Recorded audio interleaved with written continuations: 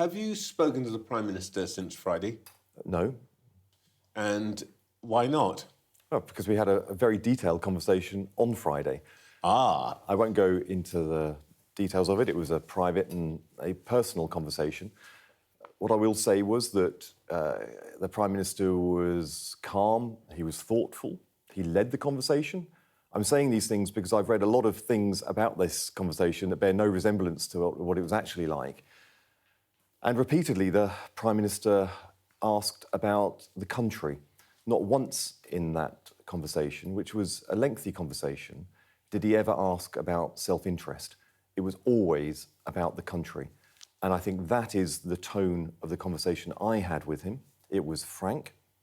And I think that is the mindset that the Prime Minister is in as he goes into this weekend, through which he has been working very hard as Prime Minister, as he always does, but also trying to make time to reflect on the political challenges of the moment. You say this was a frank conversation. By the way, who called who first?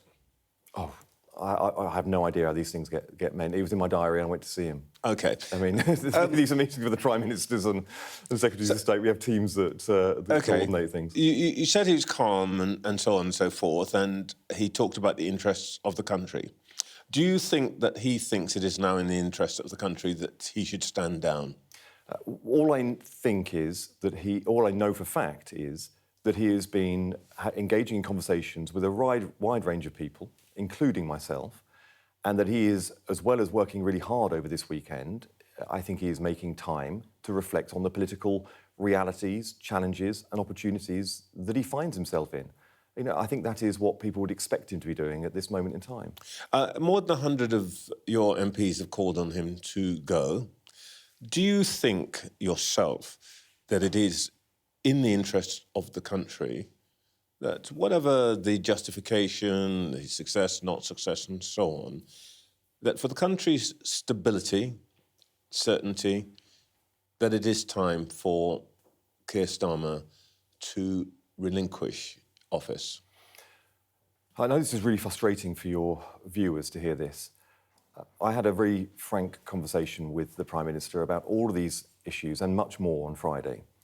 My priority, when I think what my role is in putting the country first, is to uphold the authority of this government to make sure that we can govern through a moment of political challenge and that we are 100% focused on delivering. And, you know, just in the last week when I've worked hard to get the implementation of the India trade deal off the ground and worked with Rolls-Royce to get deals across the line for small modular reactors, which we sold to Sweden. All of these things, this is a government that is still working hard, that is still delivering, and the growth figures and other economic figures underscore that. But I am not going to use this time as a Secretary of State for the moment and the time that I have it to make sure that I'm upholding the authority of the government and not engaging in the speculation, which I know is out there. I think people expect me to be cracking on with the job. Your point is about authority. And, of course, you want to exercise authority as, in a sense, our spokesperson with much of the rest of the globe and so on. Lord Faulkner said a couple of days ago that the Prime Minister has no further authority because of reasons that we all know. At the G7 meeting with other leaders, no doubt people like Keir Starmer, but you couldn't tell, and we know from the report, that other world leaders think that he is on his way out. Surely, right now, by your own standards, if you want to preserve the authority of the government, that the first thing is that the leader who has no longer authority needs to say, I understand that, I set out a timetable to leave. Did you say that to him? Well, firstly, as I said before, I'm not going to say what I said in the meeting because it was a personal and private meeting. Yeah, but this is a matter of public interest. This is a matter of the country, isn't it? What I don't accept is the fact that the Prime Minister still has no authority and is not able to execute the job as a Prime Minister. At that G7 meeting, he had several meetings, or at least two that I know of, with Prime Minister Modi. And thanks to those meetings, we got the implementation of the India trade deal across the line, which, believe me, was a really tricky moment because there were some outstanding issues that he had to negotiate in order to get that across the line. He got it across the line. That's just one example of what he achieved at the G7, leader to leader. You don't do that unless you have respect and you have authority. So he is doing the job. He is doing so with authority. And he's also doing it because government is more than one person. So the actions that I am taking, putting the country first, trying to uphold the authority of this government, also contributes to this sense that this is a government that will learn the lessons of the Tories in government, where every time they had a moment of political challenge, they descended into acrimony, infighting and chaos. We must learn those lessons, and that's why I'm acting in the way that I am, to do everything I can do to uphold Keir's authority as Prime Minister and make sure we are a government that can and does do things through a moment of political challenge. You want to act to uphold his authority. So are you telling us that the reports that we read this morning, that he plans to announce his resignation tomorrow, are not true? I have nothing to believe that they are true. I'm seeing a lot of speculation out there. The only thing I can say with fact is that the Prime Minister is hard at work, as he is every day. He is one of the most hard-working people I've ever come across. And today, as in every other day I've ever known Keir, he is out there working hard. At the same time, he is also trying to create the space where he can think and reflect on the political realities and challenges and the opportunities that lie before us. Does that mean that you don't know if he plans to resign, or you think he does not plan to resign? Trevor, I think my words have spoken quite loudly enough already. I'm focusing on the job, Keir is focusing on the job, and I can say for fact, because I've spoken with him, that both of us are reflecting in our own ways about what putting country first means at a moment like this. OK. If, by the way, there is a contest, would you be voting for him?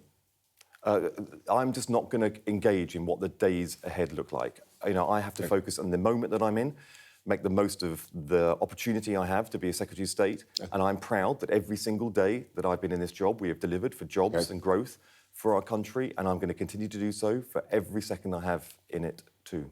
Mr Burnham won a big victory on Thursday night. Have you spoken to him since he won? No, I've messaged him to congratulate him, and it was a quite remarkable victory. And it shows that we can win and beat Reform. Reform ran a terrible campaign, a terrible candidate. They are ebbing. So we do have to seize this opportunity. They're not ebbing. Their voting actually increased. Well, they're not... In the system we've got, they weren't able to get across the line. And we've seen also in the polls have been narrowing. And that's some of the that's things that I look at the moment. When you look at the data, the numbers of our politics, we are 8 points behind them. But that has been a narrowing trend, not a growing trend. And also the economic growth figures. We have solid growth in our economy, despite all the challenges, productivity rising in the economy, live trade deals, all these things are going on. And you have to say, I know the list. I'm engaging in the challenges that you're putting before me and acknowledging them. But I want to set it in the context of a government that is actually delivering also. Did Andy Burnham respond to your text? Oh, no, he didn't. But it was yesterday. He's very, very busy. But don't read too much into these things. All right. Well, you know, some of us are more sensitive than others. But it wasn't a text that invited a response. Let me put it that way. Would you be happy to welcome him to the cabinet table? Yes. The cabinet seat he obviously wants is the one occupied by the Prime Minister. How do you think he should go about getting that? Should there be a non-contentious handover by the Prime Minister, or a contest where different points of view are put before party members? I'm just not going to engage in what the future might hold.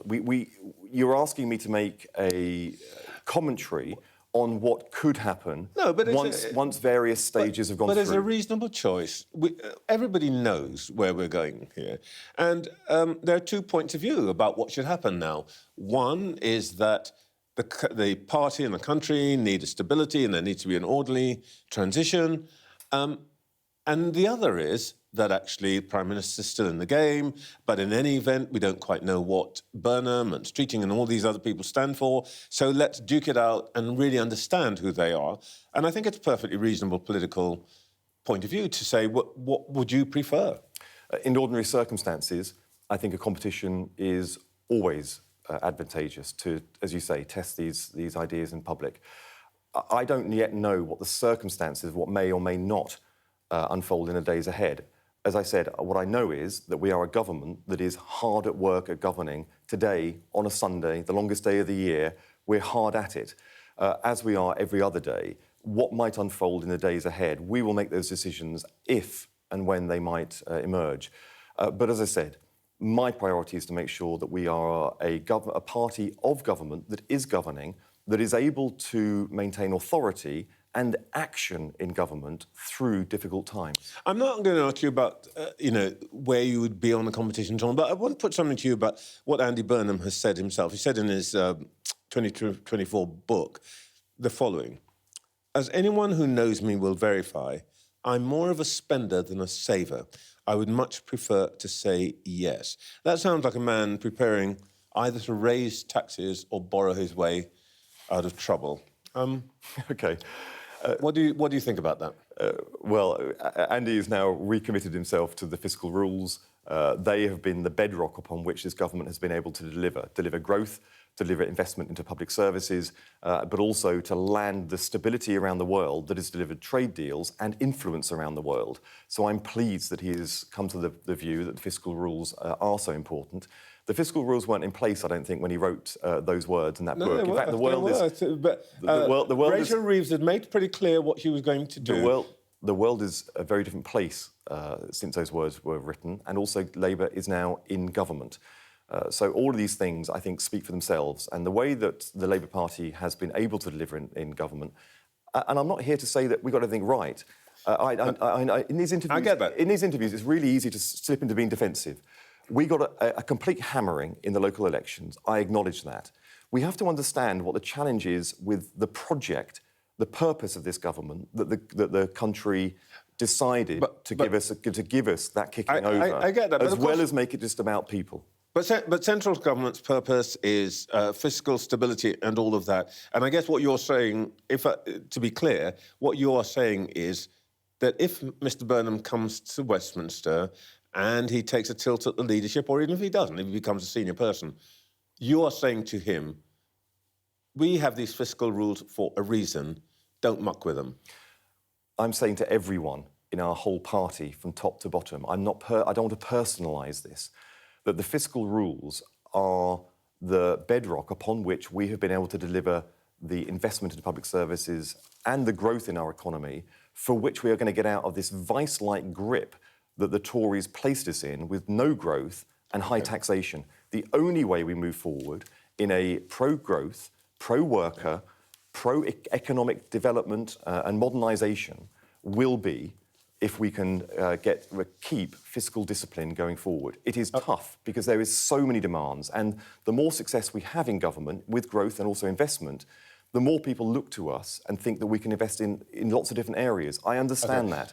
But when you are in government, you must learn also to say no to people and explain why you're saying no, but to make sure that the yeses you do give are delivering and demonstrably delivering, and also giving a narrative and a direction to a government. These two blokes, Starmer and Burnham, aren't the only games in town. There might be others who want to be leader. I take it, by the way, you're not going to be a candidate yourself if there is a leadership election. As I say, I think my actions have spoken for themselves. I think the way that I put country first right now is to carry on delivering what I'm doing. I've got the job of a lifetime. I'm focused. But the country might call. They might say, Peter Kyle. Right now, I know what's expected of me, and I think I know what the country expects on me. I am trying to re-industrialise this country. We're doing so with SMRs. No, you opened the door to this. Doing it so with SMRs that are being built and also being deployed, and we're leading the world. I think we can have an auto output as a country where we are going to double the auto output and the number of cars we're making in this country, at the same time going for those high growth companies which are often in tech. Now, this is something we're delivering. I really want the opportunity to see this through. I will grant you the advert for your department, but let's just come back to the politics. Wes Streeting, your name's associated with his cause, as it were. He won't win. Would he serve in a Burnham cabinet, as far as you know? Honestly, I'm not a spokesperson for anyone other than this government. So let me just say, I think Wes is supremely talented. He is a very close friend. And I look and admire the way that he has executed his work as health secretary and the way that waiting lists have come down by 300,000 is a testament to this government and is a testament to Wes. I am simply not going to become a commentator on what may or may not unfold. But surely, in the days when ahead. you, as I understand, you guys go to the movies together. Was it The Devil Wears Prada? Yeah. It's in the small bits of the event, you might have had a little chat about what might happen in the future. Would you support him if he were a candidate? Trevor, I've said, and I'm, All right. I'm so in awe of the way that you're trying to tease this out of me, and it's so tempting to go into these sorts of conversations. But all right. Look, when I say country first, it matters to me. It really, genuinely matters to me. It matters to me more than anything else. Friendships endure moments where we are in these jobs and it is a privilege to be in these jobs and we have to make the decisions that we do as individuals as to what actually putting country first means in any moment in time. Well, at the end, I want to ask you about that. I wonder if the point is, irrespective of who's the leader, the problem for you as a party is that your party doesn't want to reduce spending on welfare, doesn't like Shabana Mahmood's immigration reforms, doesn't really, frankly, want to spend a lot more on defence if it means cutting welfare, education or health. The public at large, all the surveys show this, think exactly the opposite. And until any leader can change a party's outlook, you're going to be always in this pickle and you're going to be 8 or 9 points behind reform. Isn't the issue actually, as you say, you want to put country before party, but at the moment, country and party are in completely different places? In every experience that I've had in my adult life, observing politics and participating in it, the parties which put country first and are willing to challenge their own party membership in order to deliver it are the ones that are most successful in office and actually deliver the transformation that they need. It is a relationship. Overall, the membership look at the way we brought rail into public ownership, the way that we put the Workers' Rights Bill in and we're giving the biggest boost to workers' rights for a generation, the way that we are getting growth into the economy and using that to invest in our public services, which are existential for the Labour Party. We are the party that created the welfare state. So that it is a relationship and there are things that we've done that sometimes do challenge our membership. But this is a healthy relationship, and for as long as we are putting country first, the membership will be there because they understand why we're doing it, what the cause we're doing it in. The challenges that we have at the minute is because we got clobbered at the local elections and we do need to reconnect. And that means we do need to have a conversation with our membership about actually how we reconnect with voters. It needs to be more than just changing one person at the top. It has to go deeper.